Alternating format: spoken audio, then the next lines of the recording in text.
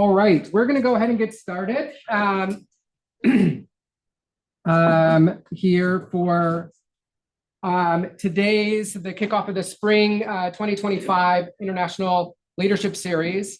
The theme for this year is globalization and interdependence, and this is an event hosted by the Office of International Experiences as well as the Office of Student Orientation, Leadership, and Engagement.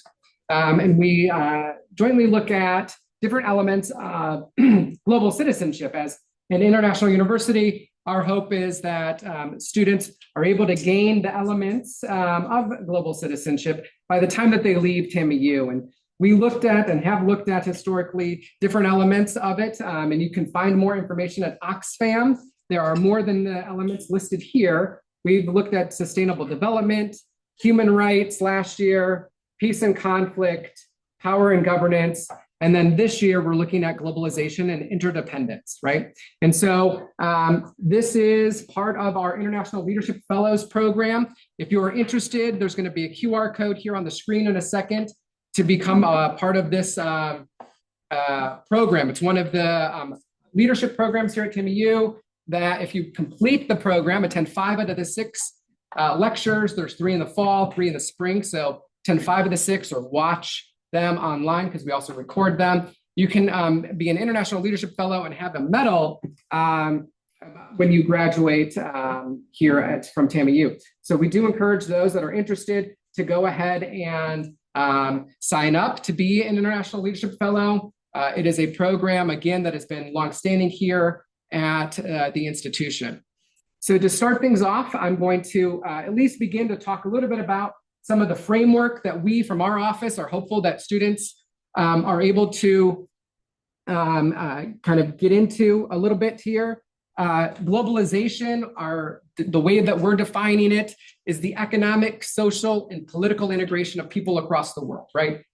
We live in a global society, and as an international university, our hope is that students understand the interconnectedness that they have here and through interdependence, right? So 2 or more countries relying and impacting each other. And I think given the curriculum here in the state of Texas and this institution, really understanding the cultural, binational nature that we exhibit here in Laredo.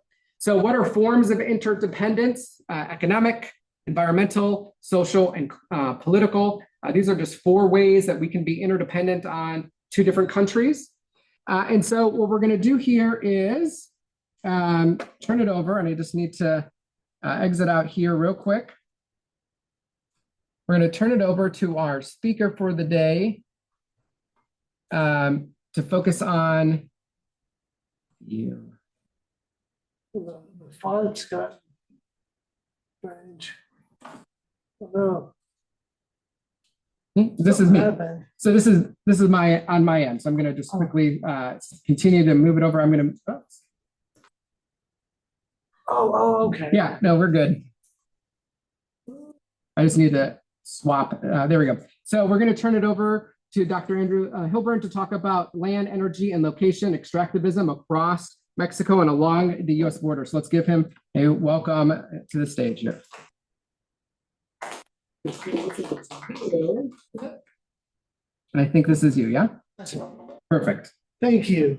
Thank you all for coming. Thank you, students. Thank you to Dr. Hudson and Sol and the whole Sol team for inviting me to take part in this. I think it's a really cool thing that Sol does that adds, I would say, value to your education here at TAMU. Those little extra things, I think, count, and you'll remember these. And what a cool topic. I mean, I'm partial to the topic, as you can see, but no, I thank them for setting that up. I thank you students for showing up, and I see some of my colleagues here. Thank y'all for coming too to come listen to my TED talk, right? No, I'll leave it. I'll make it pretty painless today. Hopefully, I'll teach a little bit about something. When I was approached by this, I was thinking like, what do I do what kind of like talk I would give for this?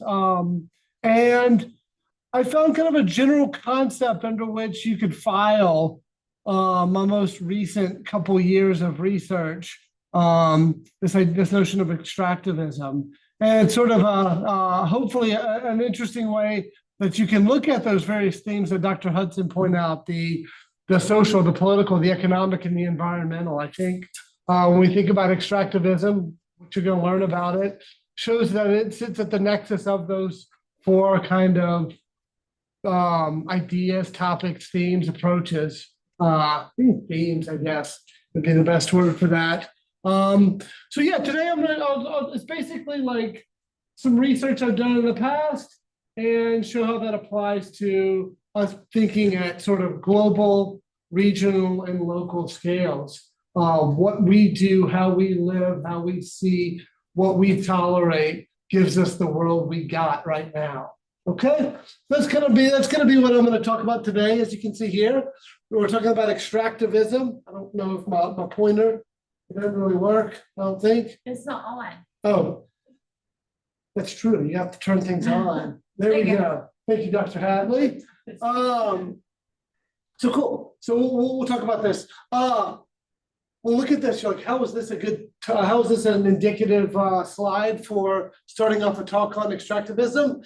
This is in northern Veracruz, in the state of Veracruz, and outside of the city of Poza Rica. That is not Poza Rica. It's a little town called Agua Dulce.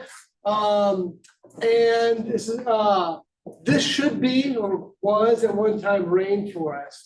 And I don't know about you, but you don't see any rainforest. You see lots of there's oil wells, there's cattle pastures.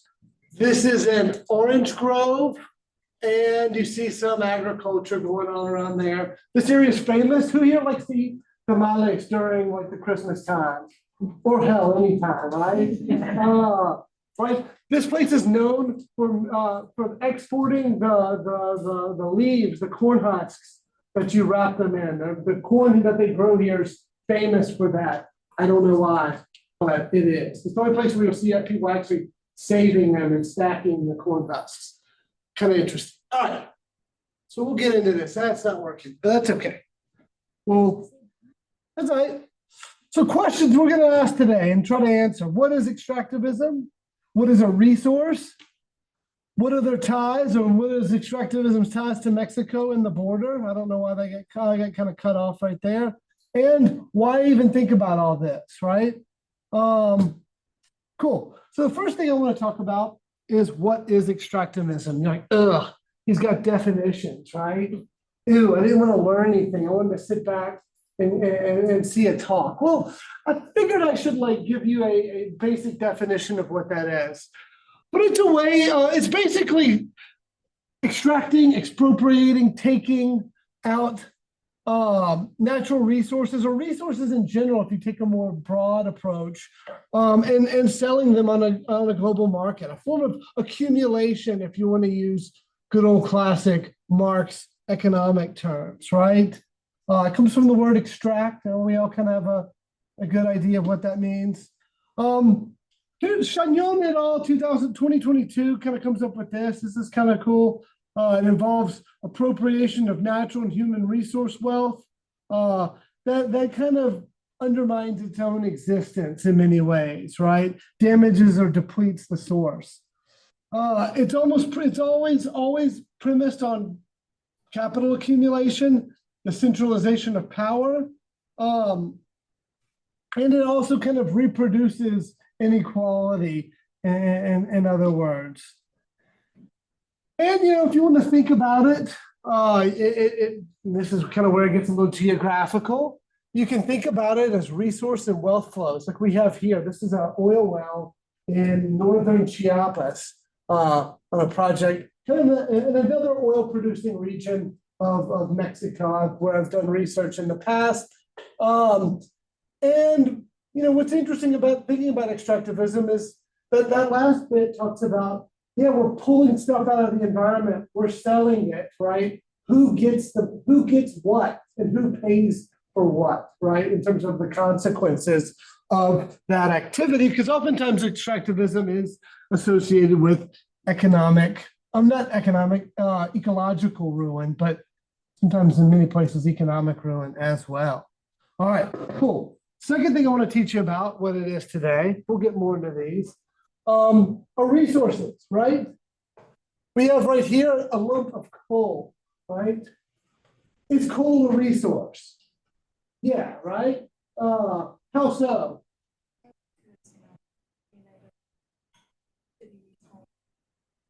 It's a kind of a primary energy source. We burn it to create steam, to create electricity. You can heat stuff, a lot of different uses. Do you think coal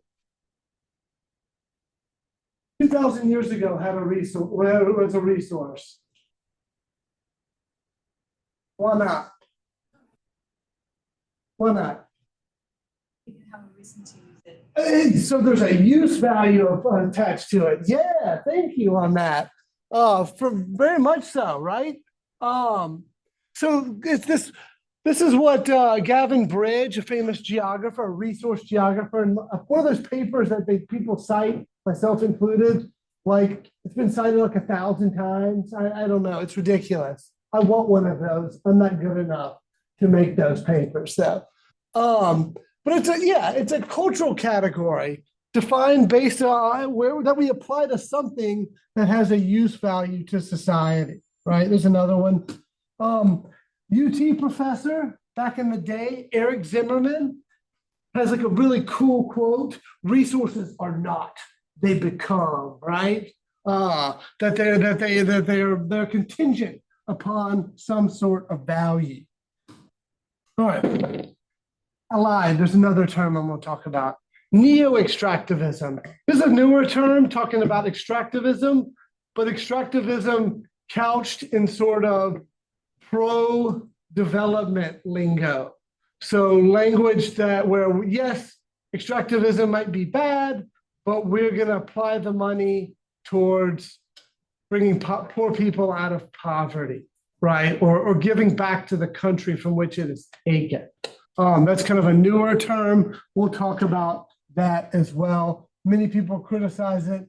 It's just extractivism and the benefits don't get shared. And that's what we'll talk about a good bit today. So I wanted to throw that little definition in there too.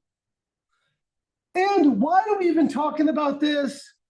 Why does extractivism often associated with places like in the global south, or to use the old Cold War terminology, the third world, right?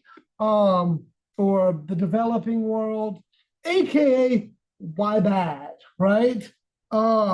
And these are some of the lists, right? There's a really good article by Godinez that goes through this. If you're interested, I can point you in its direction.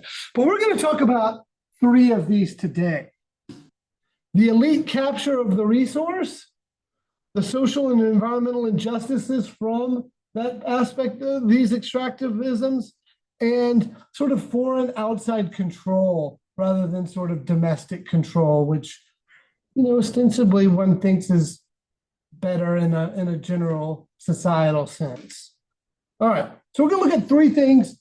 3 things I've looked at regarding extractivism in the past five and change years, right? Back to northern Veracruz, Mexico. I'll cite 2 studies we did. I'm not going to go over them in depth, but I want to show you kind of how extractivism, and in this case, neo-extractivism works, right?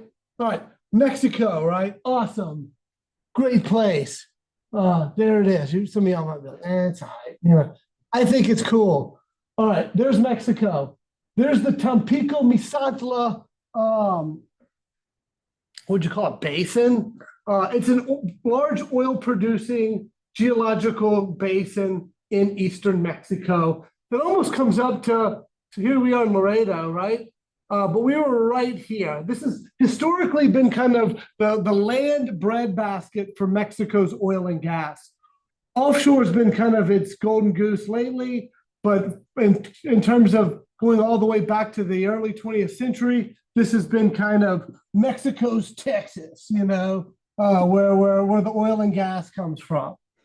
So what I did with a friend and colleague of mine, Matt Fry, who's now at the University of Utah, we went down there and we were up here as well, and we asked the question, do people benefit in relation to the negative aspects that occur when you pull oil and gas from the ground, right? And we want this idea of environmental justice, right? It's a sociologist named Robert Bullard came up with it, who's also, I think, Texan as well. And was basically made the claim that, environmental negatives, hazards, oftentimes are a product and reinforce social inequalities. He looked at waste dumping in North Carolina and communities of color, right?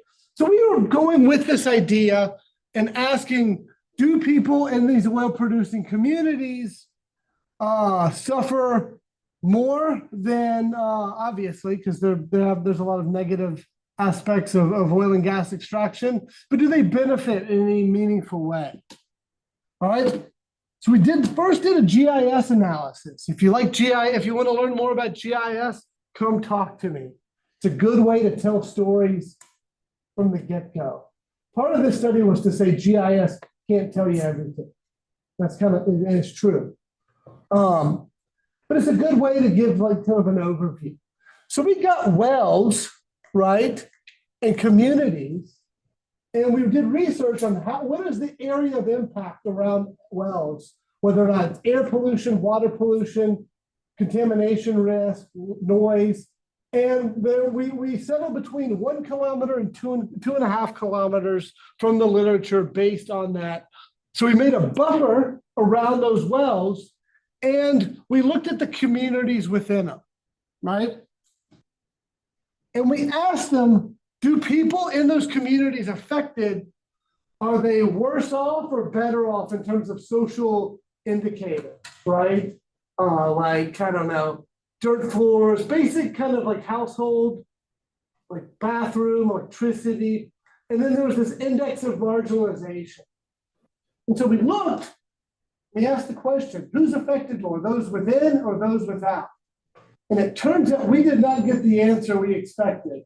Basically what this says is communities that are closer to the wells that ostensibly suffer more negative aspects of the oil and gas extraction kind of better off. And we were like, dude, I want the good old classic environmental injustice, easy GIS, tell me what's up. It's not what happened. So we were going to go anyway. So Matt and I we went down for 2 summers and talked to people. Drove around. We went to 114 different communities and we looked around, talked to people, and we noticed we noticed a trend that communities within where oil and gas extraction was taking place had things that ones that outside didn't, right? A number of different social development projects that were being conducted in that place. So there we go. That's where we drove around to communities like Agua Dulce, talking to people, taking photos. We had a rapid appraisal, little crib sheet we'd go through. It was fun. Talk to me more if you want to do sort of human environmental geography field work. It's cool. I can talk you into it. All right. And we noticed stuff. Here's some of the stuff. We noticed roads and streets built by the National Oil Company, Pemex, community centers, schools, bridges, brought to you by the oil company, right? There's another one, a retention wall, trash service, health clinics, community kitchens and more community centers, local universities, junior colleges.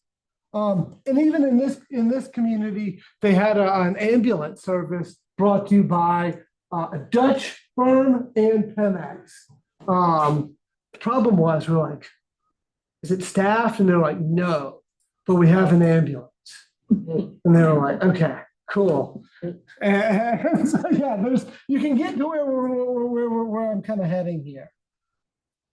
We did another study. I'll get to what we found and what our ultimate conclusions were, where we looked at this not just by communities, but across municipios, which are like counties in Mexico. We also did it across oil fields. So who gets the benefits and who pays, right? And here's some more maps of us measuring output of oil and gas and trying to tie that with social development programs where they are. All right, there's some more stuff. There's a lot of numbers. We correlated. If you want to see it, I can point you in the direction of the articles. And we did find that the development kind of follows where the stuff is being extracted, sort of cementing that idea that perhaps it isn't as environmentally unjust as one would think.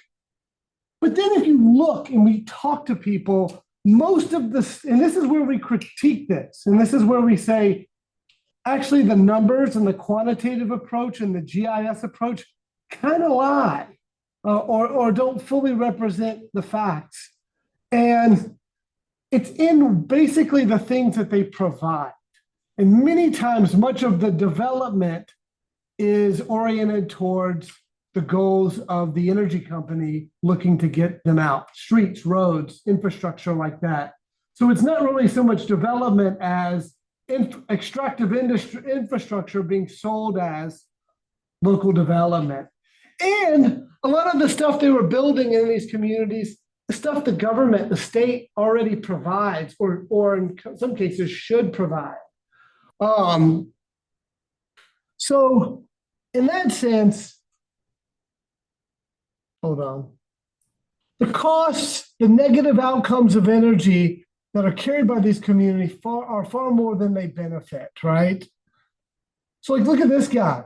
He's got this like place where he washes his limones. There's a big citrus producing area. So when they, to get all the pesticides or some of it off and all the bird dookie and all that stuff off of it, they wash them in these big pits and they shoot them out on these conveyor belts into trucks. And this guy's got his little setup right here, but bam, got a big old pipeline going right through his property. Pipelines everywhere, crisscrossing people's orchards. So a big cost to pay by local farmers, local ranchers, and local communities in this place. This guy's got a big flare pipe right outside his door. NBD, right? No, you don't want that. This is the town of Huitzilac, and they had a major oil spill that was in the process of being cleaned up, kind of maybe.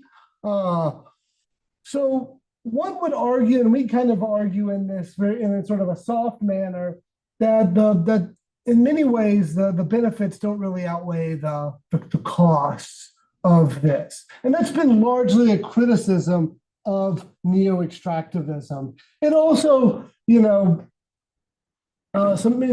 many places, again, like I said, the goals of the company, in this case, a nationalized oil company of Mexico, sort of triumph over those needs of the community. And then you've got, all sorts of trucks and other sort of negative influence, or what we call negative externalities in these communities associated with that. And a lot of resistance, right? This was cool. Some cool artwork. This no to fracking, right? And this is neat. It's the Mesoamerican rain god Tlaloc with a no fracking sign. The irony is here, no fracking was going on. It was just conventional oil and gas extraction, but whatever.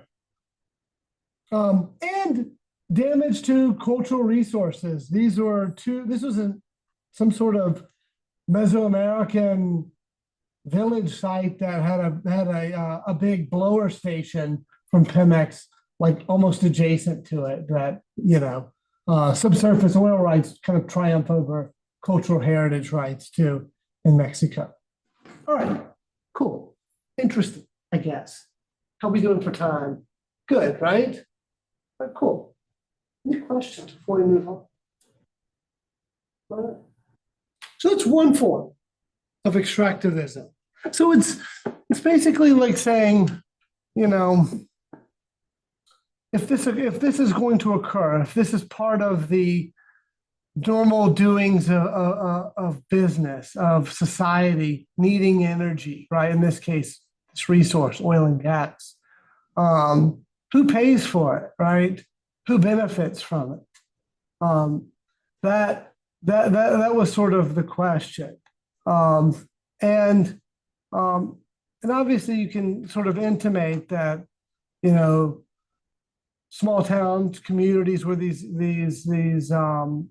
activities take place benefit very little, and increasingly so. In Mexico, since 2013, private firms have been allowed to operate as opposed to the national oil company. And one thing people did say when doing interviews and talking to people is that the good old days when Pemex did kind of run things more unilaterally, there were a lot more jobs in the energy sector. There was a lot quicker response to issues and problems. And now that it's been sort of the energy sector has been more globalized in Mexico, Mexicans in these communities are since it's not the state directly responsible to these communities, it's a oil firm and their PR department. It's usually not as substantial a response if there is a problem. It's been kind of bled out in the interest of making more money doing it. All right. Let's talk another thing. Let's talk about land as a resource, right? That's the next title. Bring it a little bit more closer to the border. Who here believes land is a resource? How so? How so? Yeah. Oh, dang, I sent in the front. Oh no. Land is expensive. It's very limited. Yeah, it's limited. It has a number of use values, right? Depending on the place, have different commodities in which can be extracted and sold. Dude, come teach this. Yes, thank you. I called on the right person. I'm sure any of y'all would have given a good response, but that's a very good one. So we all kind of have a tacit understanding, consensus view maybe, of land being a resource, right? A number of years ago, I did a study along with Dr. Hadley here. She's cited in this as well. During COVID, we were stuck at home. As you can see, my research based in Mexico during the pandemic, travel was off, funding for travel was off, better judgment about traveling was off, right? And Dr. Hadley being an archaeologist and me, a geographer who primarily did research in Mexico, we were like, what are we going to do, right? We're FYI married, have kids, right? And so we're stuck at home. We have 2 kids. We're like, what are we going to do? Well, one of the few places you could go in Laredo were parks, right? So we looked at parks and green space and open areas as resources and looked across Laredo, looking at access to those park spaces, those green spaces, by socioeconomics, by distance. We worked with Dr. Cindy Salazar as well, and a former student here at TAMI U on this, where we went to every single park in Laredo. Laredo's got pretty good parks. You can say there's a lot of, like, no. Compared to my hometown of Mobile, Alabama, Laredo's got really nice parks. But we looked at that. And in doing so, we had to use a lot of data on property, on land. And it brought up this question, who owns land, right? Who controls the land resource in Laredo, Texas, right? And we're like, interesting. And just by kind of scanning the data, not performing anything but sort of an eye analysis, we noticed some patterns. And so, and from being a former student and now a professor, one of the things you learn is that within Latin America, land inequality, control of the land resource is highly unequal and is associated and is part and parcel of this extractivism, extractivist political and economic way of things in Latin America. And these are some of the things why land inequality or land resource inequality, or in some ways, the sort of land ownership regime that extractivism gives you, why these are bad. But first of all, oftentimes it means your economy is going to underperform. Low intensity, not using the land to its full value, or based in activities that don't get you wealthy, like, commodity production, all right?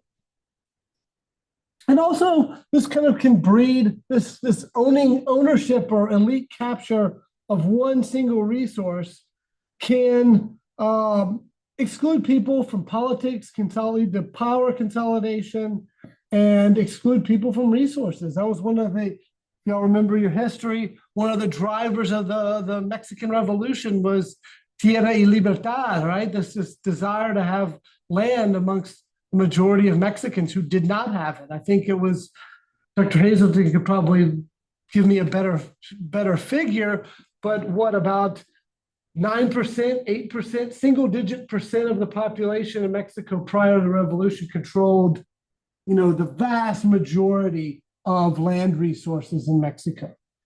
And I was like, well, is Laredo Latin America too, right? And I was like, well, let's see. And it makes me think. It made me think, and it made Dr. Hadley think, that this is the Sanchez Navarro latifundio. This is one of the largest land holdings in human history.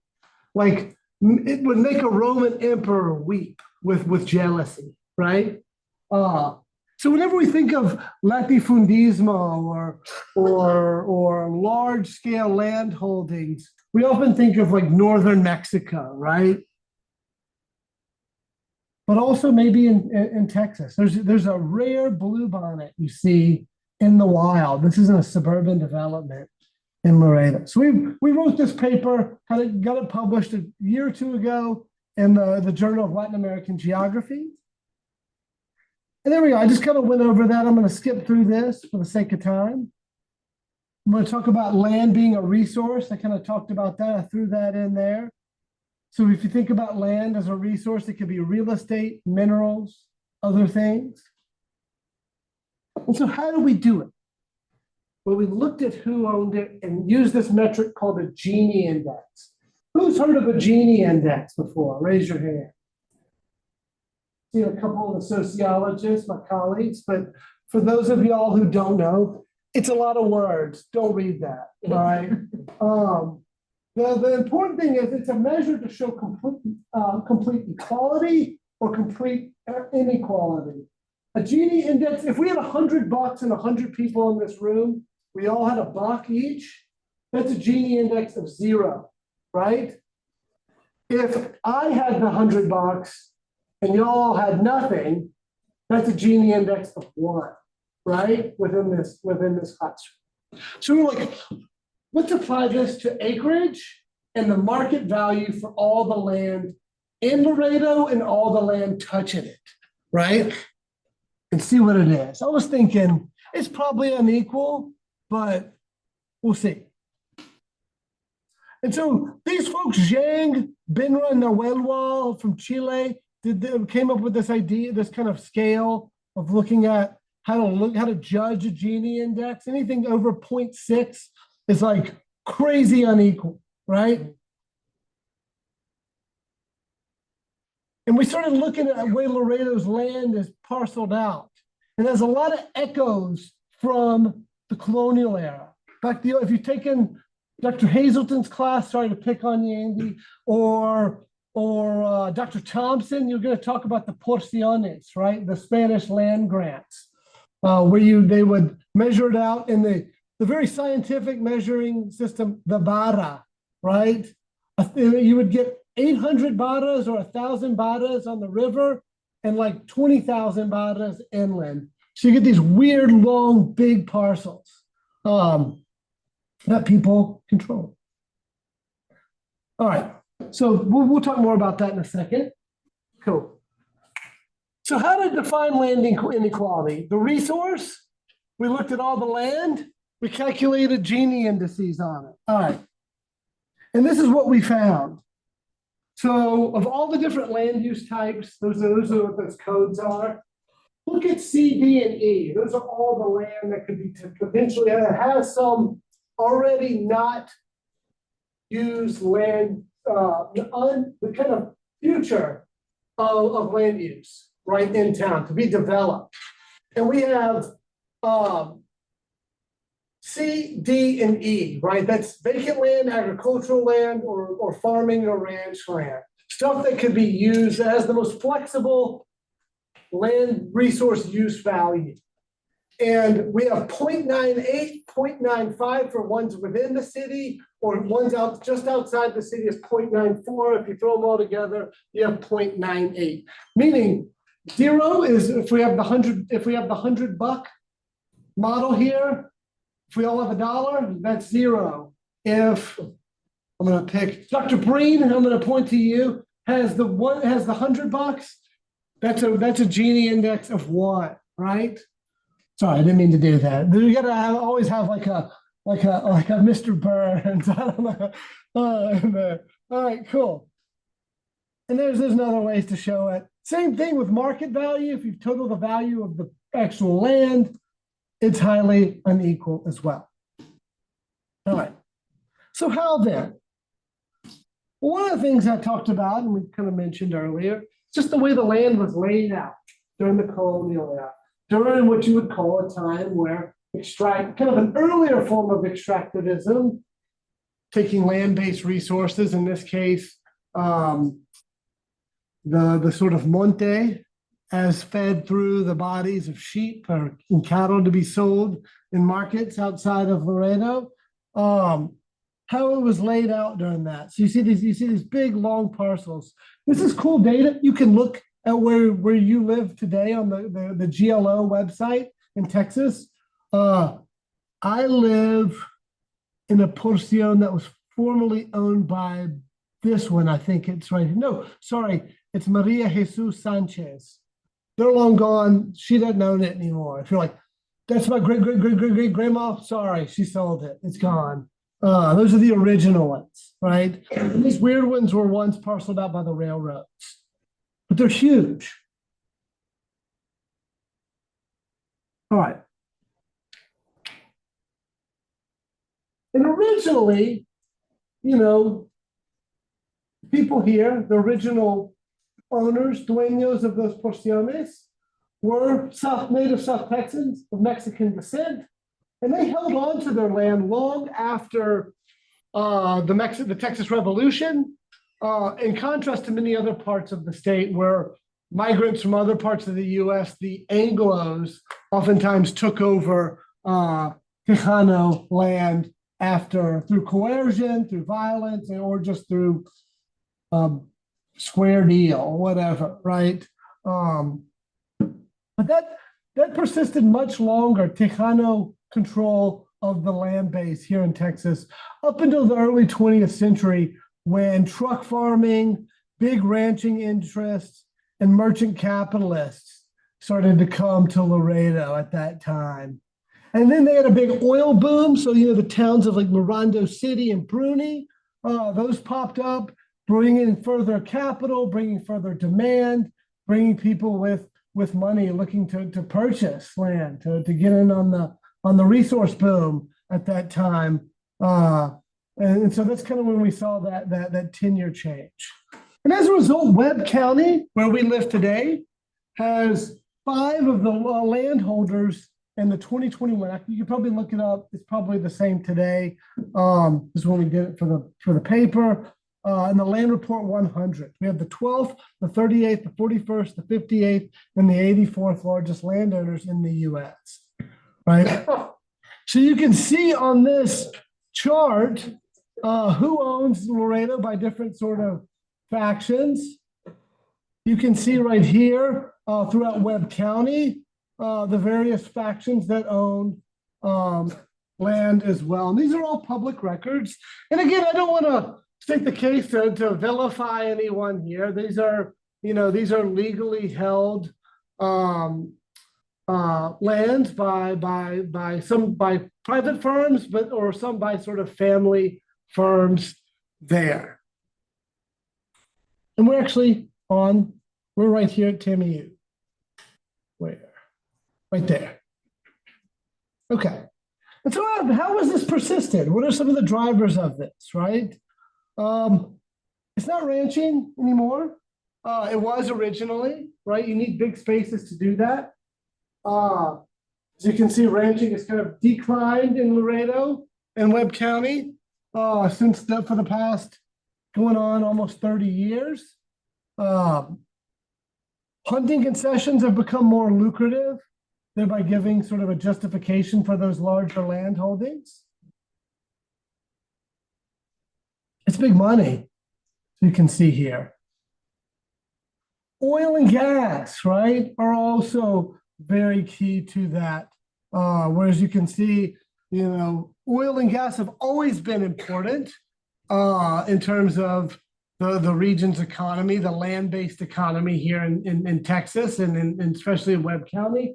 But with the advent of unconventional fracking, right, this has exploded to a large degree. And Webb County is usually in the top 5 producing counties in the state of Texas, right? And we're up some pretty steep competition against like the counties in the Permian Basin as well, like around Odessa, Midland. So it's and land is real estate. There's my son back in the day. We have a little small ranchito, and you can see land prices have gone up steadily, right? That's pretty good growth if you're thinking of land as an investment resource. And as sort of real estate, the square footage, this has gotten crazy in terms of the amount of money that land as a resource has sort of taken on. All right. Again, when we think of land as a resource, the recent boom, as you've seen all around town, in the warehousing logistics industry has popped up as well. As you can see there, the amount of permits going up for that, it's booming. It's my new kind of focus of research on the explosion of the warehousing. Is it a boom? Is there going to be a bust, et cetera? And what's allowed this to happen, right? Well, for one, in many places around the world, one of the drivers of land disintegration or sort of land inequality breaking apart are taxes, right? You don't want to have an asset that you have to pay a lot of taxes on in the US or anywhere in Latin America. And successfully navigating property taxes has always been a boon to firms looking to or landholders to keep that land. As you can see here, a typical 3-bedroom,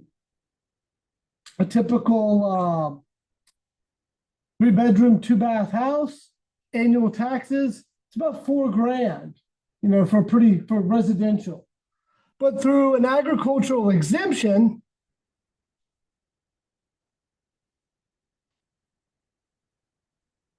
a large property of ranch property, I won't tell you which one, it's near us, has a total tax bill of $20. So, and again, under the premise that, the idea for these, it's not corruption, right? Or I'll leave that to you, but But the idea behind it is that farmers need large pieces of land to conduct their activities, right? And property taxes would erode any profitability of that, right? Of that activity. Okay, cool. I'm going to skip ahead real quick since we're kind of running out of time. What do we want? 15 minutes for 5-10 minutes for Q&A. Okay, cool. We got extra time. All right.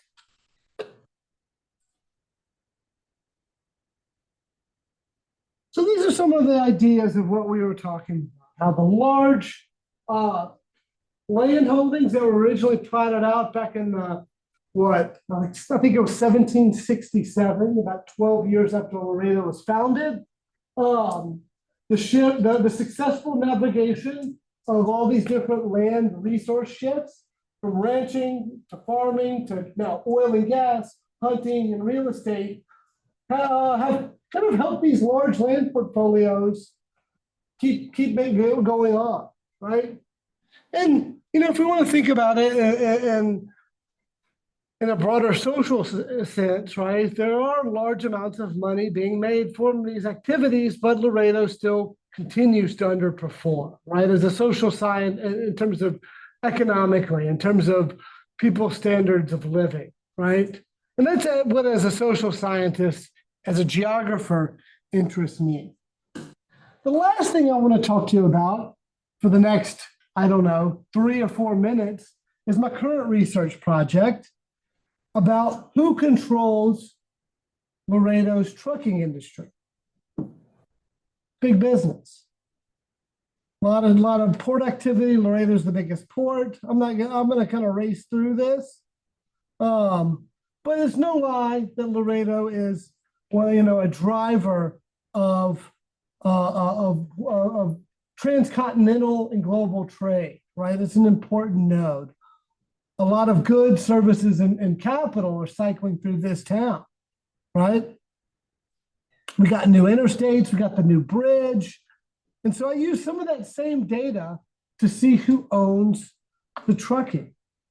And I won't bore you with it, and I'll talk about this. I'm kind of taking this idea of extractivism and applying it to our location here in Laredo, right? This exists because we're an I-35. We are this large port.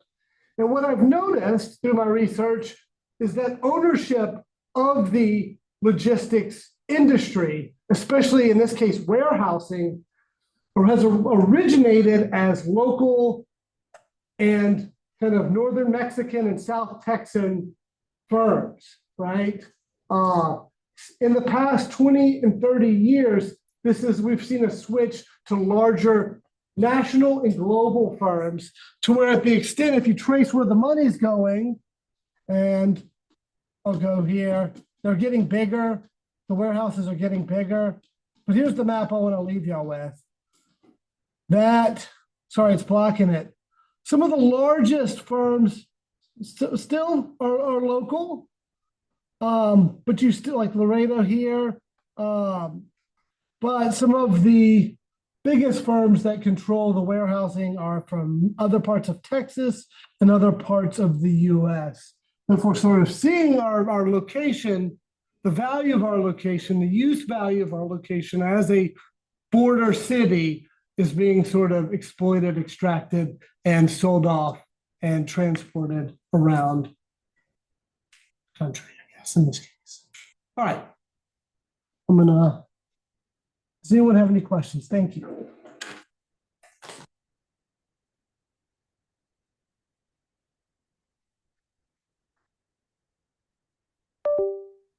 Any questions? So illuminating. What map?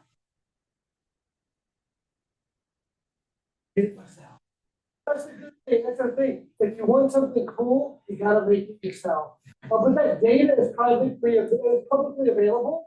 It is from the Texas Natural Resource Information System, TINRIS. You can download it. It's free. It's made by the state of Texas. It's provided by the General Land Office, the GLO. Even the one from like the original land grants? That one too is from the GLO as well. Yeah, it's awesome. It's all public data. It's Freedom of Information Act. But if you wanted to go talk to like the people at the county assessors district, they're like the most professional, cool. My office is your office. People, if you want to talk to. And it's no secret. I mean, this is, you know, hopefully not too revelatory to everyone. It is the way things are. Any other questions? Yep. For the livestock exemption, is it like a specific number? So how is it versus the big land plots versus a house? Is it like 500 goats and sheep, or is it 10 chickens? Like, what is the difference between those? That's a great question, and it's one I have a totally inadequate answer for. There is a book that the county assessors publish that determine these criteria, and it's assessed. Like people come to places and appraise them in the person, and they do hold farmers and ranchers accountable. Like you have to have it. If you don't, they'll get onto you or threaten to pull that ag exemption away. So you have to maintain the ponds. You know, it might have to be fenced in some instances. We thought about it for we have like a tiny ranch, like it's small. We were like, let's get bees, you know, because the property tax is really expensive, but you have to have bees for like 6 years to be able to claim that or apply for it. And it's like, I couldn't keep a hive of bees alive for like 6 days, let alone 6 years, right? It's not out of the question. See, you're crazy if you think we can do that. There's no way. Anyway, cool. Great question. Yeah. So it would be more costly to like an individual household versus than like a company. Right. Or if a big farmer, right? I mean, originally the spirit of the law is to help out farmers. So if you owned a farm of 1,000 acres, which frankly you would need 1,000 acres to have anything halfway economically viable, right? You wouldn't be saddled with the same per acre tax bill as me, right? And again, that's in service of food security and part of American politics are the like, you know, you see with political season, people, there's always a picture of someone like digging their hands in the soil, you know, that's part of our kind of iconographic past, right? And supporting that's always been good politics. Yeah. I think it's cool. There's people still ranching. I like seeing cows out there. I'm like, heck yeah, man, Texas. I'm not from Texas, but I'm like, you can get a hell yeah out of me when I see a cow, right? All right. Thank you. Well, thank you very much for coming in and kind of educating us about this system. For all of the students, faculty, et cetera, please fill out the survey in order for you to get the food, which today's cuisine is North African, Moroccan, North African food. You need to show our staff the survey that you've completed. And that's how we do this along the board.